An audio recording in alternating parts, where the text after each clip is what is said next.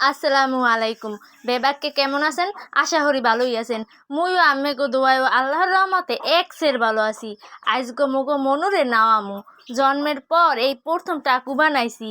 মগো মনু চুল কাটার সময় বড্ড চুপচা পারলে মনে হয় ও আরাম পারলে। মগো মনুরে মোর মায়ার মুই মিললে নাড়িয়ে হরছি। মগো মনুরে নাড়িয়ে হরার সময় মগো আশপাশের মানুষও আনলে হ্যাঁ গো সামনে লইয়া হইয়ার পর মুই আর মোর মায় আর আশেপাশের মানুষ মিললে মাথায় গিলা হলদি আর মেথি দিয়া ডললে ডললে নাওয়াইছি। হেইয়ার মধ্যে মুই মনুরে আগে দুলফায় হলুদ গিলা আর মেথি লাগাইয়া কপালে দিয়ে দিছি আর দুলফা মোর অন্যার গাইডে বাঁধতে রাখছি।